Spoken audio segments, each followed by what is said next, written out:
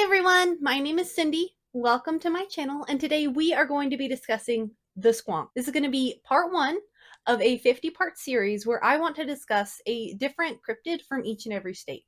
And this isn't going to be like the Jersey Devil, the Mothman. It's not going to be one of the big boys. It's going to be one of the lesser known, kind of really weird dudes. And I'm super excited for this. So if you have any cool cryptids from your state, let me know. Today, obviously, we're going to be starting off in the Hemlock Forest of Pennsylvania with the Squonk. So let's get right into it. So the Squonk actually has a scientific name. It's called Lacrima corpus dissolvens, which comes from a couple of different Latin words, including body, tear, and dissolves, which will make sense as we go on further. So legends of the Squonk, as well as a lot of Pennsylvania's weird cryptids, actually come from around the 19th century. This was during the timber boom in Pennsylvania.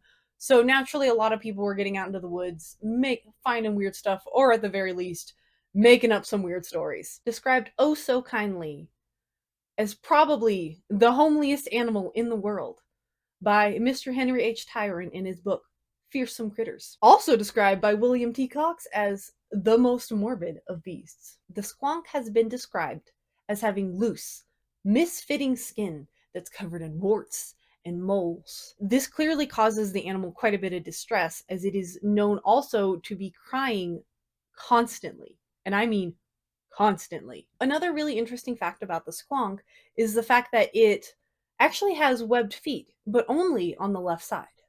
And the reason for this is kind of due to a really unfortunate evolutionary change.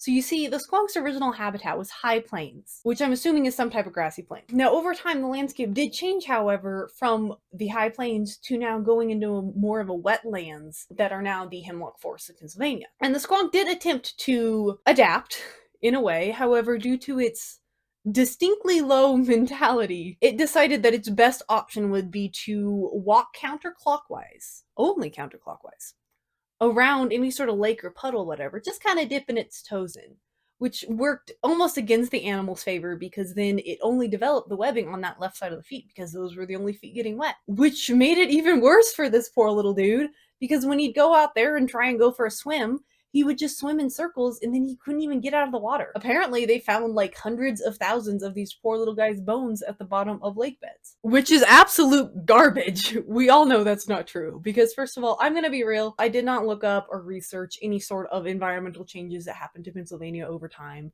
I really didn't think it was going to be necessary to make the point that that's not a true story, because the next point about the Squonk's lopsided feet, that's evolutionarily, that just makes no sense. You know, there's no evolutionary reason. And more importantly, evolutionary changes happen over hundreds of thousands of years. And I'm not sure what timeline this man's referring to, but it doesn't sound like it's hundreds of thousands of years. And then the very, very last part is the bones. Apparently there's hundreds of thousands of these Squonk bones being pulled up. Did y'all throw them back in? Because that's kind of a big deal if you're finding fossils of an unknown animal to not throw them back in the lake. So where are they at? Now, I should note that that entire account was by Mr. Tyron, the entire account regarding the lopsided feet. That was not previously mentioned anywhere else. Mr. Tyron also states that the call of the Squonk resembles that of a cross-feathered snee. Now, if you don't know what a cross-feathered snee is, I'll tell you. It's a cryptid. So, now let's say that you've decided that you actually want to try and catch one of these guys, because apparently there's hundreds of thousands of them, at least at the bottom of the lake bed, so I mean, if you really want to catch one, you know where to actually look. However, William T. Cox, who is the man, the myth, the legend, William T. Cox actually writes about how to hunt and catch a Squonk in his original account, which is from I think it's 1910 is when it was originally posted. And he details how the best way to catch the Squonk is actually to follow the trail of tears that this animal produces behind it from its constant weeping. And this is best done on kind of frosty and really cold nights, because then all of those tears are now being, they hit the ground and they freeze up a little bit, which is versus on your warm nights, it's going to hit the ground and either evaporate or, because we're in a wetland, mix on in. So, you're out, you're on a cold night, you found the trail of tears, you're following it. The next thing you want to look for, or more importantly, hear for, is going to be the cries. I'm not entirely sure if those are the cries that are like the cross-feathered snee or just like actual sobs. It does discuss like crying, so I'm assuming sobbing. You're going to be listening for the sobs of the squonk, usually under some sort of like hemlock tree, kind of overgrowth. Listen out for the guy, right? So say you're out there, right? You followed the trail of tears. You've heard the cries. You found the squonk. But there's one major caveat.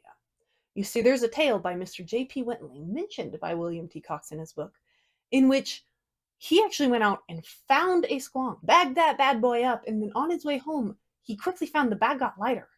And he turned, he opened the bag, and it was full of water because the squonk literally cried itself to tears in his bag and turned into puddles. Like, imagine your defense mechanism being that you just die. Now, despite me not actually ever hearing about this guy until this past year, Squonk's actually pretty popular. At least in Pennsylvania it is, but there's other references. So the first one being that there is a Squonkapalooza.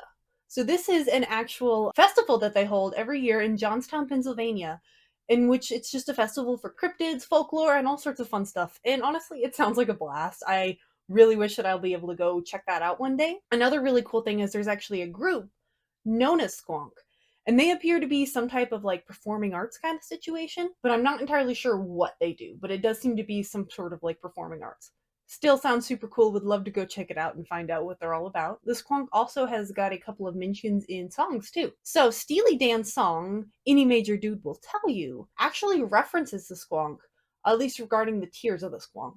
Genesis, they actually have a song titled Squonk, and it discusses the tale of the Squonk, both of which are super duper incredibly cool. Another super cool thing is there is actually a band called Lacrimal Corpus Dissolvent, and they were actually so kind as to let me use their music in the video, so if you want to take a quick listen.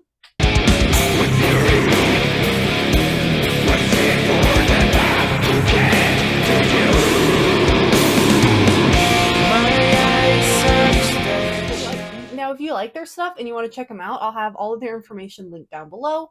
I'll also have the information regarding Squonk, Squonkapalooza, as well as my sources also linked down below. And yeah, I think that kind of wraps it up. This is actually my first video ever, at least me making it, filming it, editing it, doing the whole 9 yards. It was super, super intimidating. So let me know how I did. Obviously, I'm still learning. I've never edited a video before. So any sort of tips, tricks, things you have, anything you guys think I could improve on, let me know. As well, if you like the video, don't forget to subscribe, hit the like button, leave a comment, do the whole 9 yards.